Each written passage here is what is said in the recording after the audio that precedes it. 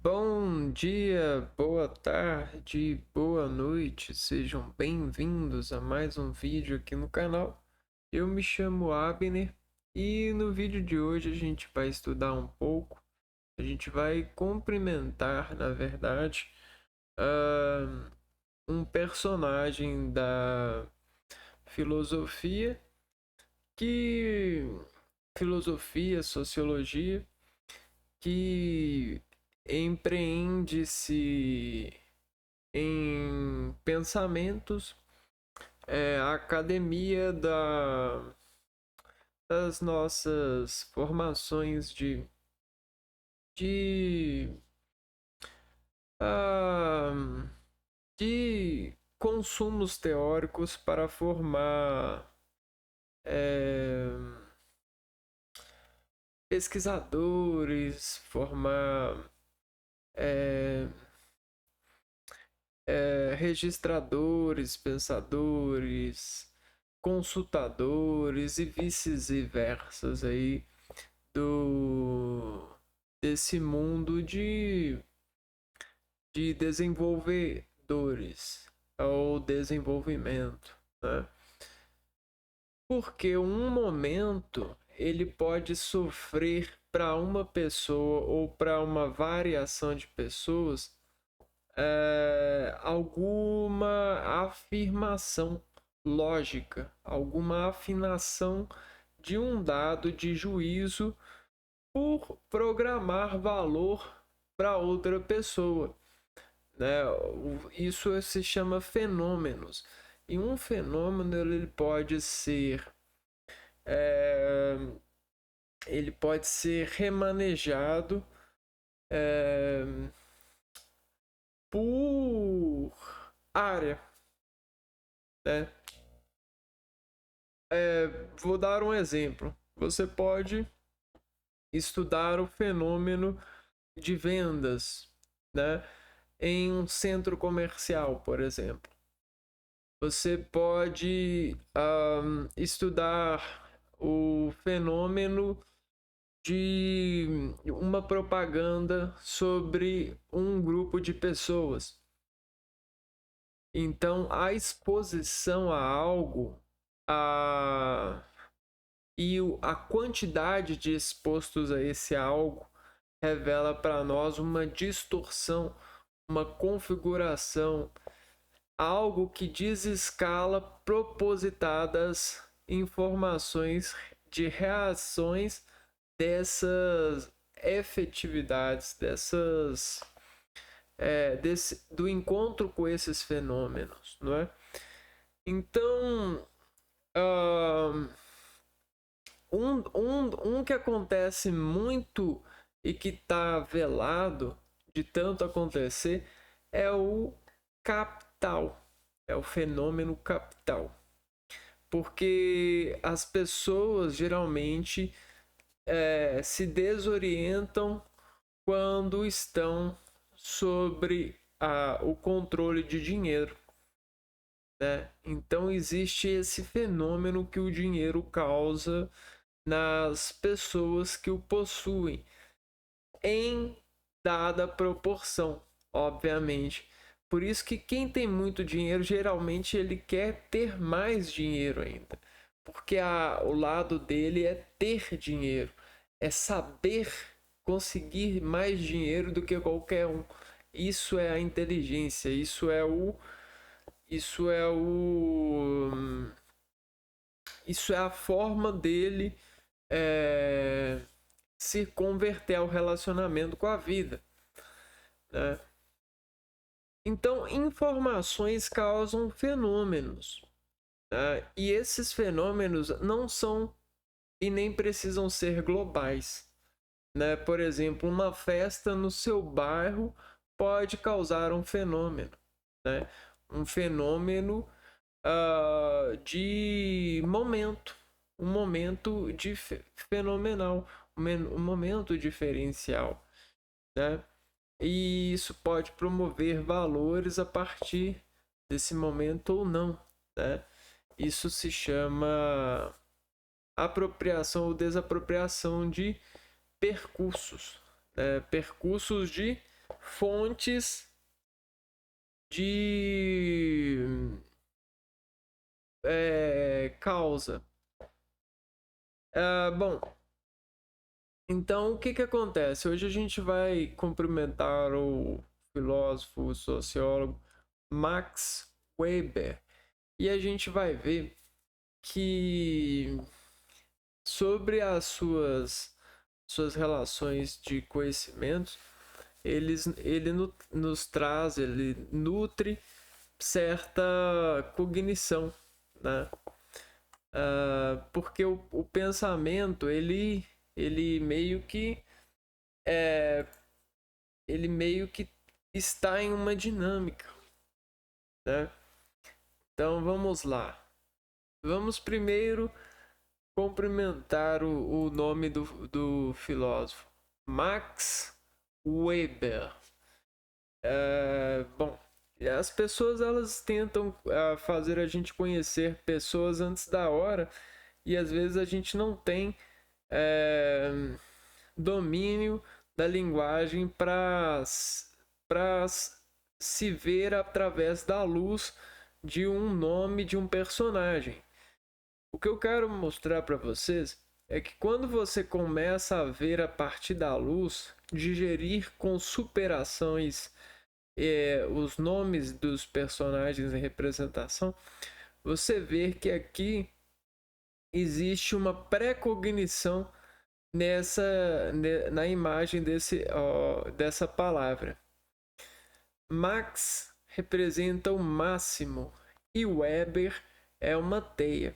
Quando a gente cria uma aliança com o sistema científico, a gente começa a dirigir o apropriado de uma cognição para o centro cognitivo mais coerente dessa anunciação.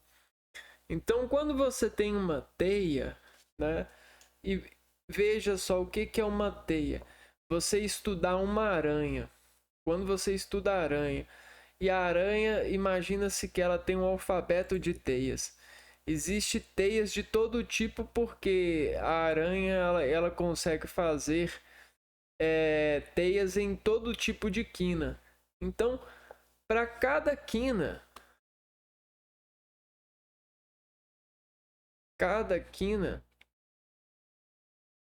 é igual a uma teia diferente. O que é uma teia? É um web.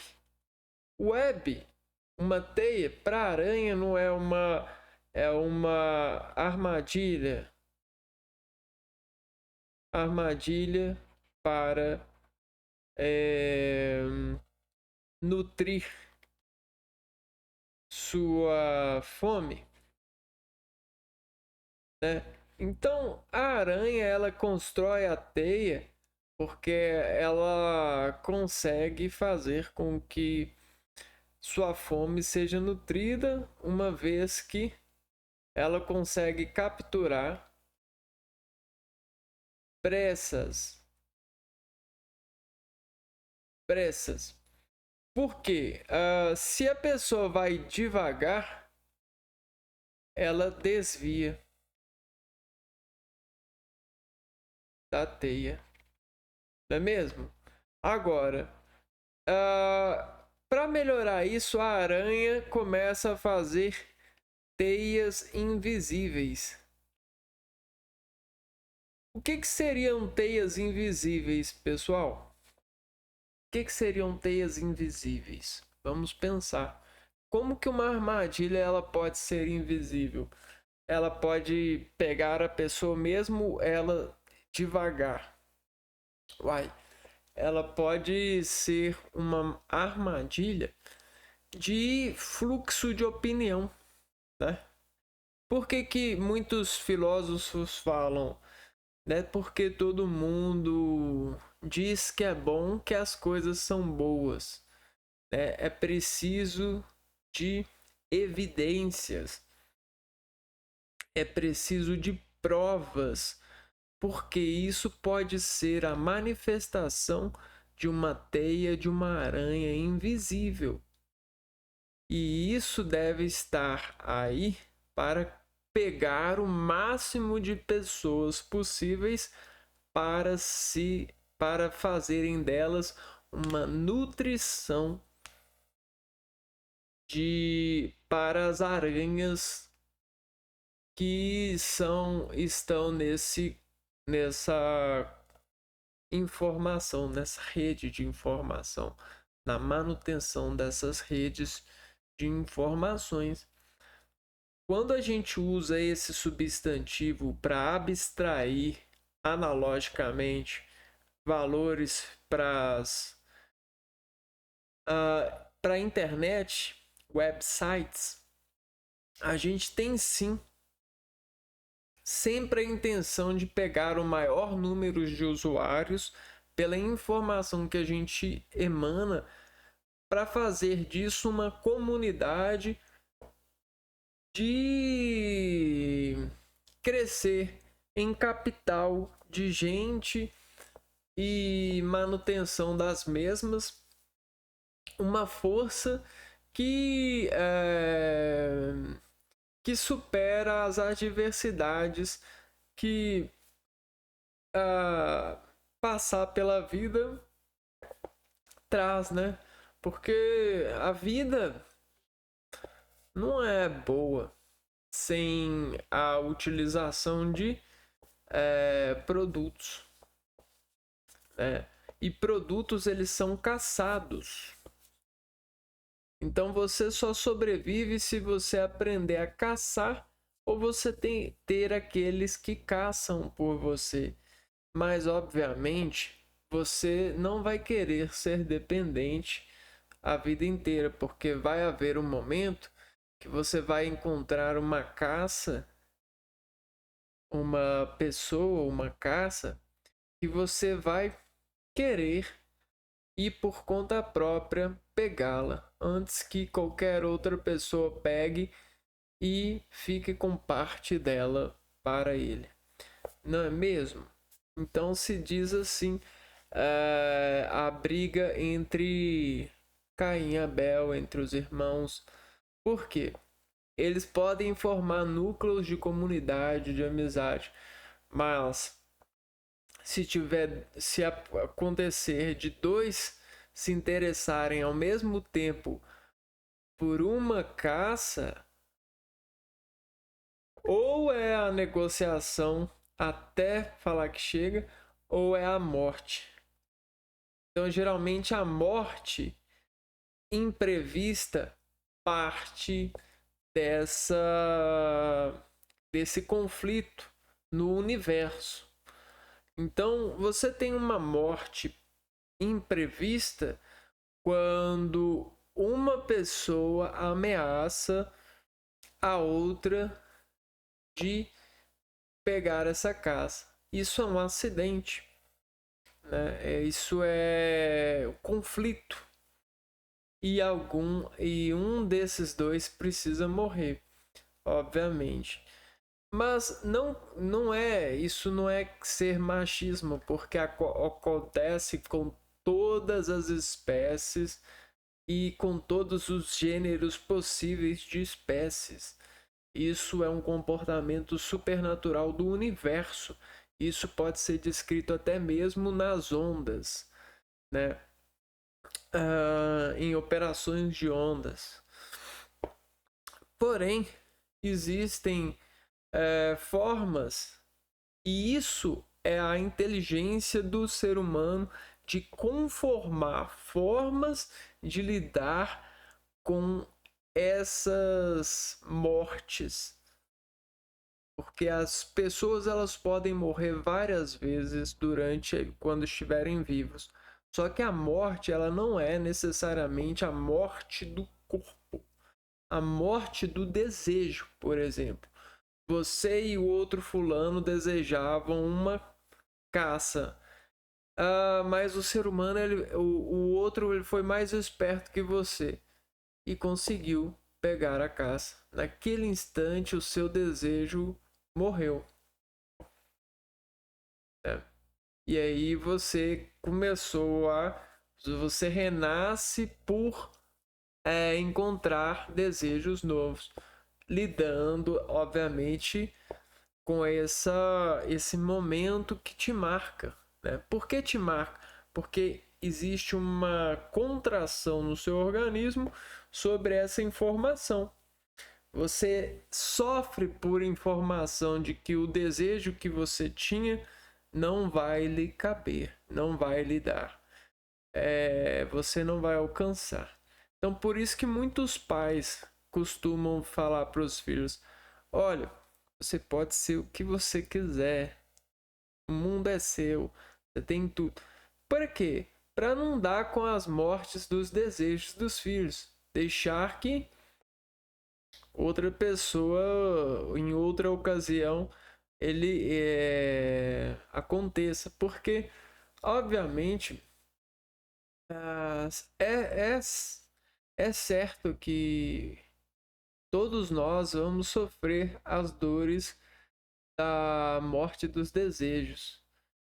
Não tem como fugir, né? E eu queria, sei lá, ir para Disney. Só pessoas, só famílias que têm um salário classe média alta podem dar isso para os filhos, né? Você é de classe média alta? Sua família é de classe média alta? Não. Então, né? Sinto muito. E aí geralmente assim, acontece muito disso na sociedade. E tem pessoas que alimentam-se disso, né? Se entopem de nãos. E se entopem tanto que chega um momento que ela passa a não querer mais nada. Ela fala assim, não, tudo parece que não. Tudo que eu quero é mais não. É complicado é, esses acúmulos de lidar com esses fenômenos em, em escala de muitas pessoas, né? Bom, mas acontece e tem pessoas que lidam com isso, né? Bom, então agora a gente viu aqui, ó, que o Weber é teias e tem teias para lá e para cá, né? Tem vários tipos de teias. Teias de informação, teias são de todos os tipos, né? Com todas as informações já colhidas ou não. E o acolhimento dessas informações deixa marcas, registra, né? Então, o que a gente tem aqui? A gente tem o registro na teia, né? E o registro na teia é igual a deformação de teia. Muito simples, né? Deformação de teia. Agora, se a gente tem um gráfico e aí a gente tem o contraste em um gráfico, utilizando aquilo que a gente chama de dados numéricos, os números, esses elementos simbólicos para representar o volume de coisas, a quantidade de coisas, a gente vai ter, né, a imagem da informação, não é mesmo?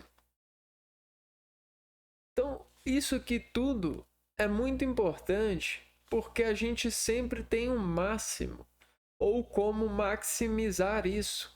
E como que você maximiza uma coisa? Você observa a serventia da coisa. E como que você observa a serventia da coisa? Olha, se cada coisa tem o seu encaixe preciso. Ora, então a gente chega em uma ferramenta que se chama estatística. Ou você pode utilizar o trabalho da precisão fazendo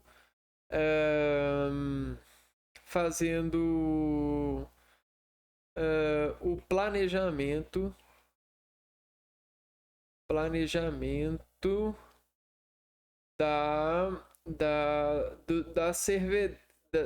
do serviço, né? Do serviço.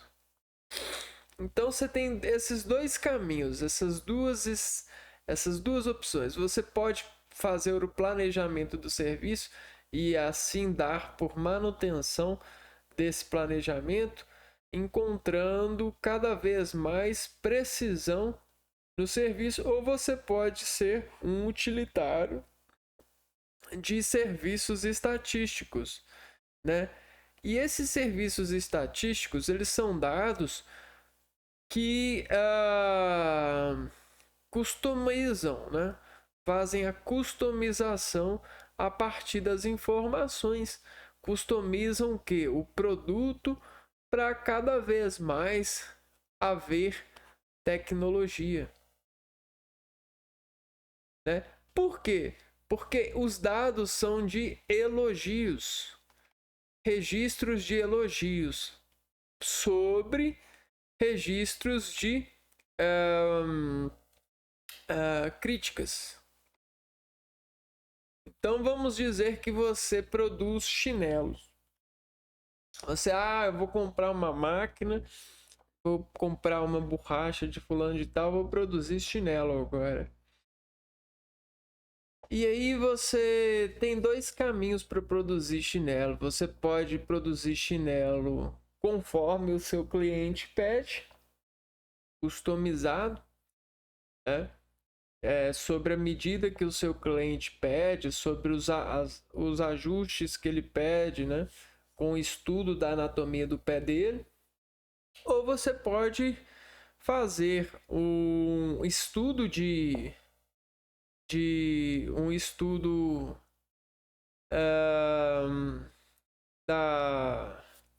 dos consumidores e ver quais que são as coisas que os clientes querem de um chinelo e tratar esses dados, essas informações, para customizar esse chinelo para que ele seja um modelo bom sobre esse olhar do público para a maior parte do público que respondeu às pesquisas. E aí o que acontece? Você começa hoje. Daqui a 10 anos, se você sobreviver o primeiro ano, você começa a fazer pesquisas de utilitários, né? Você começa a fazer pesquisas que mostram quais que são os elogios e quais que são a crítica ao seu produto. Aonde ele vende mais, por que ele vende mais, quais são as cores que mais saem, por que essas cores mais saem, qual que é a crítica que mais se repete dentre os usuários. E aí você tem trabalhando isso de forma cautelosa, devagar, você consegue no segundo ano de fábrica de chinelo produzir chinelos melhores, e você vai apertando cada vez mais os elogios e as críticas para que elas sejam elevadas a só elogios ou só ou apenas só vendas, né? Vendas e pronto, né? Nem precisa de falar que é bom. A próprio consumo já diz por si só que as pessoas compram e isso já é o próprio elogio, que, né? Porque se você pergunta por que não está vendendo chinelo, é porque não é bom, né? Tá faltando alguma coisa ali, algum ajuste, né? Então esse é o sentido do trabalho, do pensamento, né? Você tem essa guia. Só que engana-se que quem pensa que isso daqui é só para produção de produtos, né? Isso aqui serve para decisões muito grandes na sociedade, desde decisões judiciais a decisões governamentais, né? Isso aqui esconde muito conhecimento que as pessoas utilizam frequentemente, diariamente nas suas vidas. E quem é o personagem? O nome dele é o Max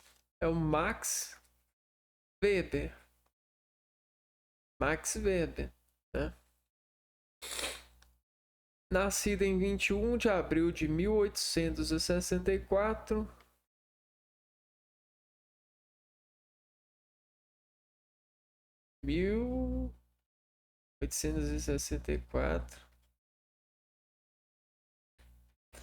em 14 de junho de 1920, foi um dos precursores da sociologia econômica. Tá vendo, ó? Nem precisou de ler o texto, ó. Sociologia econômica. Você pode até achar criancice, estupidez, porque o seu professor não faz. Mas veja bem, ó. Sociologia, ologia, elogio, sócio, né? Sócio. O que é você ser sócio de um clube? Não é você pagar mensalmente para ir no clube? Mensalmente, ó, esse mês, esse mês, esse mês, esse mês, esse mês. Elogio. Sociológico é o que na sociedade a gente repete porque é bom pra caramba. Futebol. Por que o pessoal repete futebol? Porque é bom, faz bom pra saúde. Você encontra os amigos, pratica uma corridinha, faz o esporte. Se não fosse bom, você acha que teria isso? Só que tem coisas que são repetíveis que não são tão bons, mas são, como eu falei, são redes invisíveis. Por exemplo, o consumo de drogas. Drogas são como redes invisíveis, né? Pega as pessoas de forma invisível mesmo, né? A pessoa, ela para de enxergar que caiu na rede e aceita, né? Aceita ser um agente sociólogo, investidor desses males, né?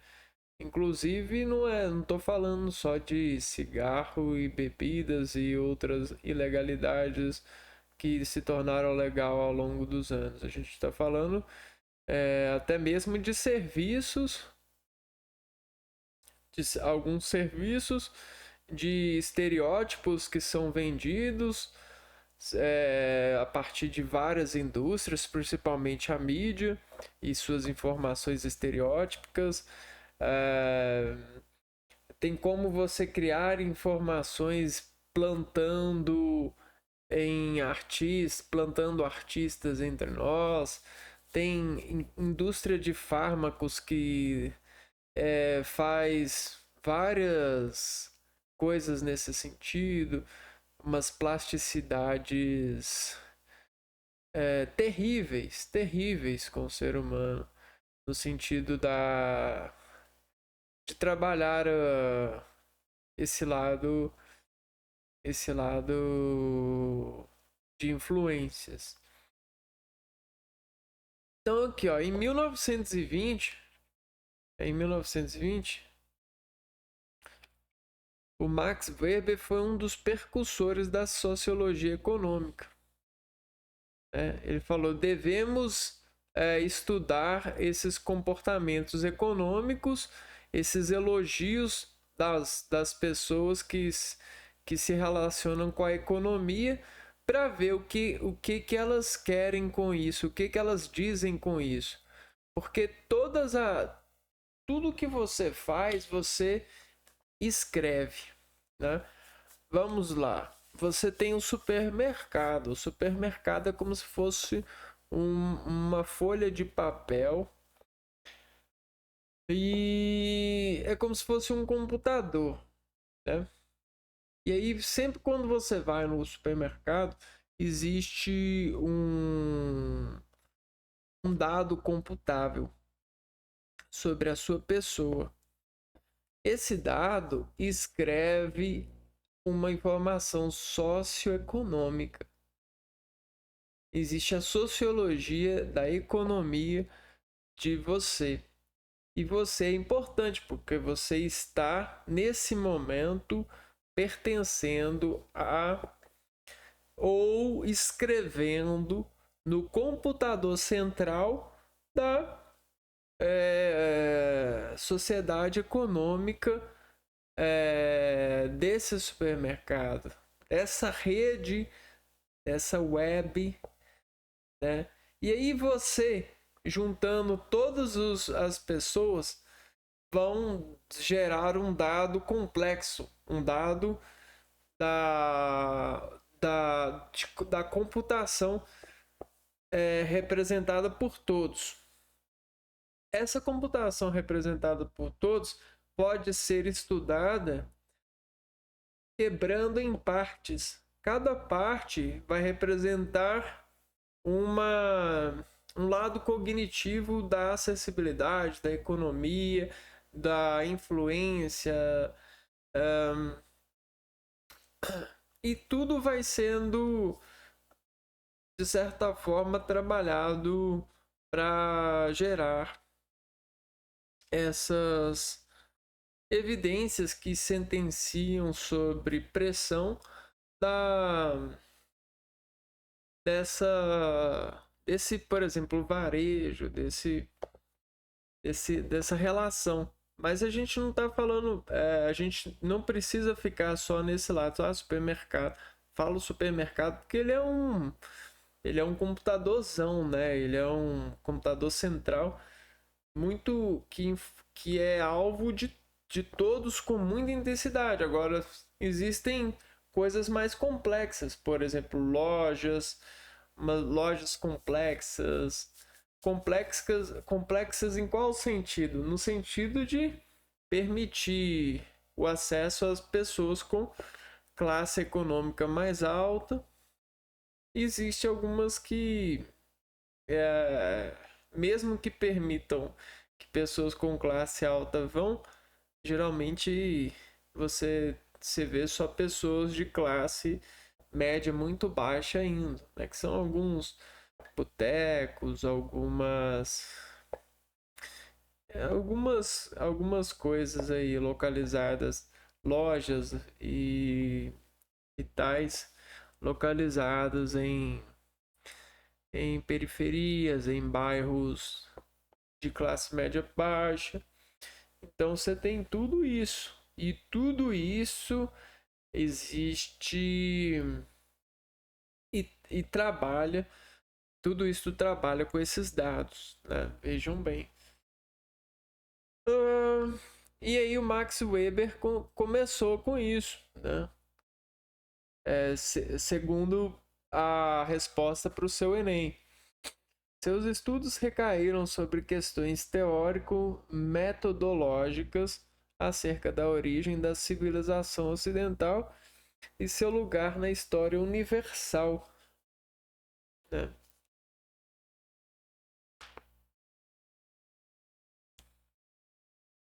Questões teórico-metodológicas.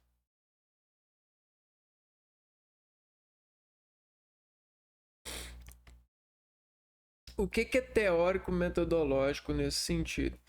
Você tem o computador, que é a loja, né? A loja, ela tá ligado, por exemplo, na escala 6 em 7, né? Ela trabalha 6 dias e folga um, por exemplo. Ou pode falar em horas, né? Ela trabalha no sistema de... Ela fica aberta para o público 50 horas durante a semana, que tem, sei lá, tantas horas, X horas. Você pode trabalhar assim, né? E aí o que a loja faz? A loja ela faz um estudo, né? O estudo tá aqui, ó. Né? Ó, a loja. Você tem o que entra, o que sai e o que fica, né? Dentro do que fica, você tem o que fica por isso ou por aquilo. Então tá. Dentro dessas simplicidades aqui, ó, você começa a estudar, ó, o que entra mais. Ó, uma questão aqui, ó, questões teórico-metodológicas. O que entra mais é porque sai mais.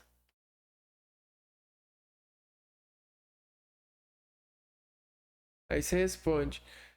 Aí dentro da resposta você tem uma rede para responder.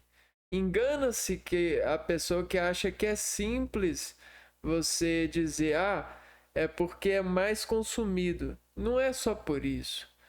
Tem vários elementos gráficos aqui, ó, várias localizações que são preciosas, como um diamante bem lapidado, né? Se você não dispor de métodos simétricos ou trabalhar racionalidade, o que é racionalidade? Né? Não tem essa coisa de teoria, não. Racionalidade é fração. É o seguinte, ó. Você tinha isso e consumiu isso. Só que esse isso de consumido tem motivos, tem questões. E todas essas questões, elas vão dar... se você ligar os pontos dessa questão, você vai ter o sucesso. Você vai brilhar na medida, por exemplo, do qual o seu chinelo precisa de investimento, né? Isso aqui representa as informações que conseguem elevar o seu produto à luz das necessidades, né? Então é basicamente isso. Ó. Você tem o chinelo, e aí o chinelo, ele é um chinelo virgem, né? E aí depois que a pessoa usou um ano esse chinelo, você vai ter marcas de uso, ó. Você tem uma marca aqui, uma marca aqui, uma marca aqui, uma marca aqui, uma marca aqui. E aí você começa a estudar, né? Você fala assim, poxa, esse sobre esse, né? Então, chinelo usado. O porquê X usado sobre o X novo é igual a isso. Essas marcas, né? É igual a essas marcas aqui, ó. Né? E aí o que acontece? Você precisa de ver essas marcas, como fazer com que um chinelo se torne mais confortável e superior nessas localizações. Né? Qual é o motivo disso? Como melhorar isso, né? Uma vez que aqui são os locais que estão mais dando defeitos, eu diria, né? Um pouco isso aqui representa defeitos, defeitos de uso, né? Então é exatamente assim que o Max Weber constrói a sua. Isso aqui é muito inteligente, viu? Não é, não é pouca coisa não, porque se existe bilionário aí é porque usa isso incessantemente. Se existe Deus aí, e anjo e santo, e se você acredita em milagre, é porque isso aqui, ó, é usado com muita sabedoria. A pessoa só pode fazer um milagre quando ela tem muito desses conhecimentos, né? Weber acreditava que a função do sociólogo seria compreender o sentido das chamadas ações sociais e explicar suas lógicas causais. É exatamente isso que a gente falou, explicar as lógicas causais, né? Quais que são os elogios que causam essa manutenção na loja, né? Isso e aquilo. Assim, suas contribuições foram em direção à análise multicausal dos fenômenos sociais. E aí a gente já falou o que são fenômenos sociais, até porque fenômenos sociais podem ser criados, né? Fenômenos sociais. Você acha que na sociedade em que a gente vive atualmente, todos os nomes que você conhece, empresas, isso e aquilo, existiam e precisavam existir? Não, isso é dado para manutenção e pesquisa e validação e de empresas que você nem faz conta de que utiliza, né? Existem veículos que utilizam outros meios fenomenológicos que você nem se dá conta porque a pessoa não expõe a marca, ela não expõe o feitiço que ela apenas faz, por exemplo, se eu falar que a empresa de refrigerante ela investe em um influência digital, só que o influência digital ele nunca sequer falou dessa empresa. Somente a existência, o nome dele e a forma como ele faz a sua performance faz com que as pessoas queiram beber mais esse tipo de refrigerante. Você tem noção disso? De como existem essas redes invisíveis? Redes de informações visíveis são como a própria moeda que a gente tem, né? É como se a gente virasse e falasse, ó, esse refrigerante agora, de tanto que ele é famoso, ele virou moeda. Então, quantos eu consigo negociar com esse refrigerante? Eu tenho quantas moedas dele para negociar, né? Por quê? Volatilizou, né? Essa rede já pega geral, pega o mundo todo. Então tá volatilizado. Você não é capaz de ver a rede. Mesmo se você ver devagar, assim, ó, você não vai ver a influência acontecer, você sendo aprisionado nessa rede. Mas você por conta desse lado famoso, né? A palavra é formoso, né? Tá formado. É o fenômeno social formoso. Usa. Formousa, né? Por quê? Por causa de tudo isso, né? Compreender o sentido das chamadas ações sociais e explicar as suas lógicas causais. O que que causa isso, né? Então você tem as máquinas, os fenômenos sociais. Qual que é a maior máquina de fenômeno social? É a mídia.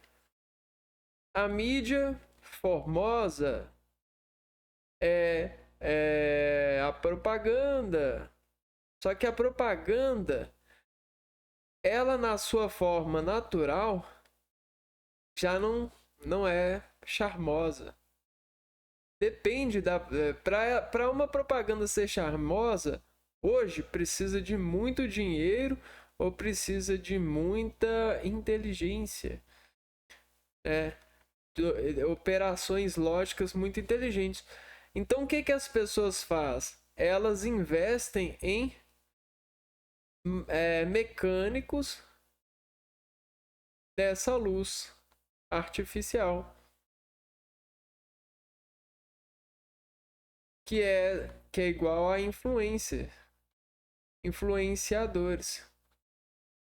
Né? Então tem influenciadores aí fazendo você tomar mais refrigerante e você nem sabe que ele tá lá por isso, né? Porque no horário que ele tá online lá, a maioria das pessoas que sentam para assistir ele preferem sentar com um refrigerantezinho na cabeça, né? Isso e aquilo. Olha, tudo contra, viu? Mas sem nenhum respeito por sua escolha, viu? Mas cada um faz o que é, não deve fazer. Brincadeira, né? Mídia famosa, propaganda natural. Então esses são mecânicos dessa luz artificial, né? Que luz é essa? A mídia. E dá para plantar isso? Dá para plantar? Dá. De uma noite para o dia eu consigo fazer alguém que não tem nada ter tudo aquilo que ele pode ter sobre o investidor da planta. Por quê? Engenharia seminológica de genética efetiva, né? Você criar efeito, você criar afeto por genética, e genética não envolve só, não estou falando de genes e cromossomos, não, eu estou falando de você colocar um bonequinho ali no cenário, eu estou falando você colocar um pôster no cenário, eu estou falando você fazer com que a pessoa fale de um jeito. Semiológica, o que é semiológica? É você criar, você investir em pessoas que vão falar bem da pessoa que você está plantando, da ideia que você está plantando. Isso é seminar, é disseminar a lógica, e isso é engenharia. Por exemplo, eu vou lançar o Abner, eu vou lançar a mim mesmo, sou uma empresa, vou investir R$ 1 milhão em influenciadores para elogios sobre mim. Então você vai ter elites, pessoas com milhões de seguidores falando: ó, o canal do Abner é excelente. Cara, o Abner, ele tem isso e aquilo, e eu estudo isso, e eu acompanho ele falando isso, aquilo e tal.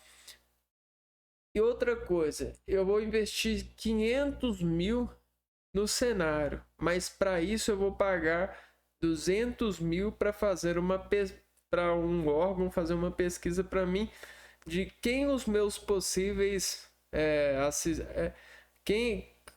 qual é o meu possível público quer ver no cenário, geneticamente falando. Quer ver bonequinho, quer ver isso, quer ver aquilo, isso, aquilo. E aí eu vou comprar, vou ilustrar tudo com base nisso. E aí, né? O resto é só pagar o editor, né? Hoje em dia tem até mesmo estudos do que o público prefere de exposição. E aí, você acha que eu que vou pagar isso? Não. A empresa que está interessada em mim paga, né? É claro que isso aí é uma coisa que acontece uma a cada 1 milhão, por exemplo. Uma a cada 100 mil, não sei. Mas acontece. A empresa, ela paga essa coisa para que você seja um influenciador da marca, mesmo que você não apresente a marca. Mas se você ser a imagem de alguém que consome a marca, por exemplo, você já vai estar fazendo a manutenção da mesma. E, nossa, o que tem gente de camisa preta parecido com aquele refrigerante preto, né? Que é famoso. E o que não tem gente com um cenário amarelo, né? Com igual uma empresa que vende, que tem um símbolo amarelo, isso aqui, né? Tem muitas coisas assim, né? Aonde que você come, né? Você não come em uma mesa, então tem muitos programas que mostram uma mesa, né? Esteja em uma mesa, consuma. Então tem cadáveres por aí espalhados, fantasmas de, de arrodo, né? Assim, suas contribuições foram em direção à análise multicausal dos fenômenos sociais.